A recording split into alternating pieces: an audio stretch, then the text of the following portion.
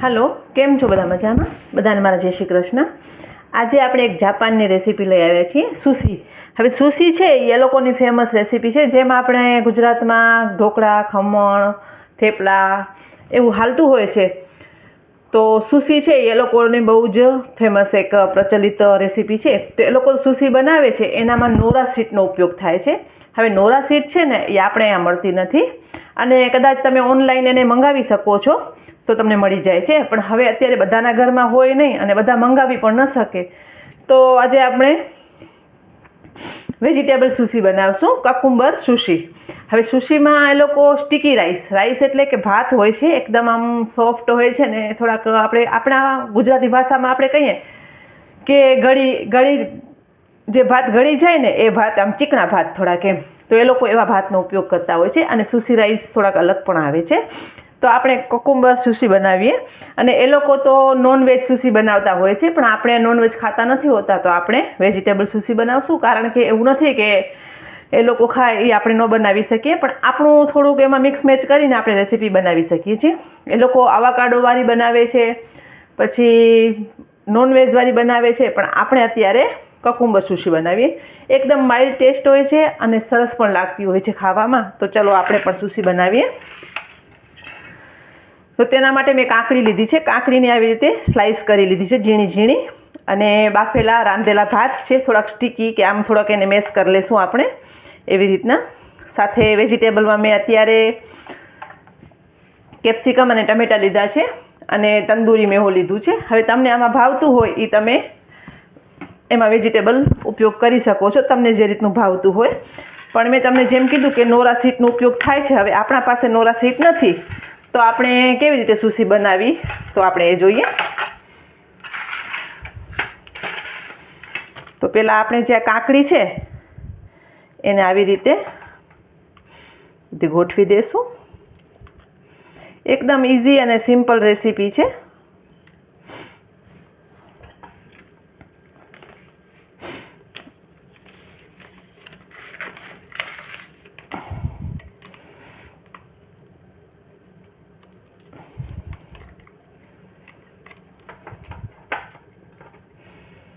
Mix match કરીએ તો આપણે કોઈ પણ રેસીપી બનાવી જ શકીએ છીએ. એવું નથી કે આપણે ના બનાવી શકીએ. આપણે કાકડી લીધી છે. હવે એના ઉપર જે આપણે આ તંદૂરી મેવો છે એને થોડું થોડું પહેલાં લગાવી દઈએ.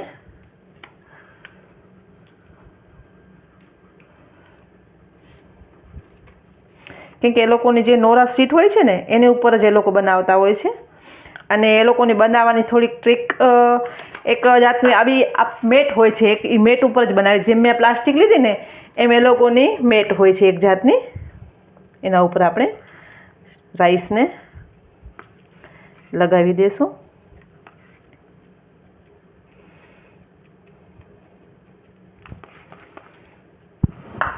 કે છે ને વાંસની એક એવી મેટ હોય છે, ઝીણી ઝીણી વાંસની લાકડી હોય એના ઉપર એ લોકો કરતા હોય છે.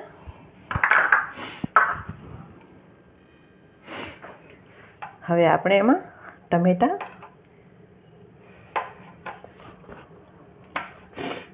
તમને જે વેજીટેબલ ભાવતા હોય ને એનો ઉપયોગ તમે કરી શકો છો. કેમ કે આપણે આપણી રીતની બનાવવાની હોય છે, તો એ રીતે આપણે બનાવી શકીએ છીએ. એવું નથી કે આપણે કાંઈ પણ રેસીપી ના બનાવી શકીએ, બધું બનાવી શકાય છે. ઉપર કેપ્સિકમ છે, જેને મેં જુલિયન કટ કર્યા છે.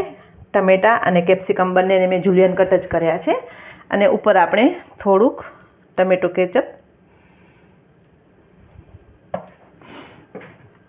હવે આ છે ને એને આવી રીતે આપણે રોલ કરવાનું છે.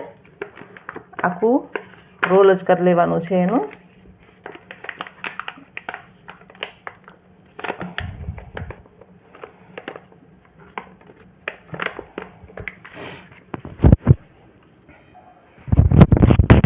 તો મેં આવી રીતે રોલ કરી લીધું છે.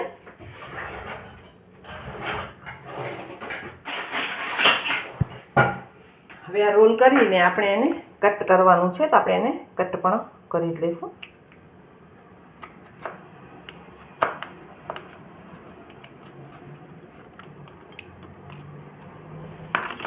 ગોળ ગોળ પીસ કરી લઈશું. તો આવી રીતે આપણે રોલ કરવાના છે. પણ તમને જો આખો રોલ કરીને ન ફાવતું હોય તો તમે કાકડીની એક જ સ્લાઇસ લઈ અને નાના નાના આવી રીતે રોલ કરીને પણ સર્વ કરી શકો છો.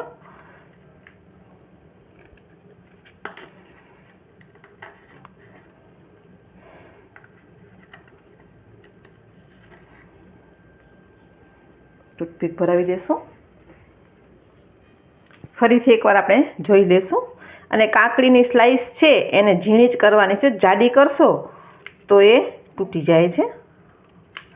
અને રાઈસ છે એટલે થોડાક સ્ટીકી રાઈસ છે તો ધ્યાન રાખજો, કેમ કે હાથમાંથી સરી જાય છે. તમે જોઈ શકો છો એકદમ ઇઝીલી રોલ વળી ગયું છે. આવી રીતે ટૂથપીક એમાં ભરાવી દેશું અને જે મિશ્રણ છે ઉપર થોડુંક આવી રીતે લગાવી દઈશું. એકદમ ઇઝીલી રોલ વળી જાય છે, કારણ કે કાકડી તમે ઝીણી કટ કરશો તો સરસ રોલ વળશે. તો રેડી છે આપણા સુશી. તો આપણે સર્વ કરી લેશું. તો તૈયાર છે આપણી વેજીટેબલ સુશી. હવે આ સુશી છે એને સોયા સોસ સાથે સર્વ કરવાની હોય છે. અને આવી રીતે એ લોકો સ્ટીક હોય છે એનાથી ખાતા હોય છે. અને એ લોકોની જે નોરા સ્ટીક તમને મળે ઓનલાઈન તો તમે મંગાવીને આ જ રેસીપી બનાવી શકો છો આ જ રીતેથી. અને જો ન મળે તો આપણે જે બનાવી છે આપણી વેજ સુશી તમે આ રીતે પણ ટ્રાય કરી શકો છો. અને ચોક્કસ તમારા ઘરે રેસીપી બનાવજો, બધાને બહુ ભાવશે. બધાને મારા જય માતાજી.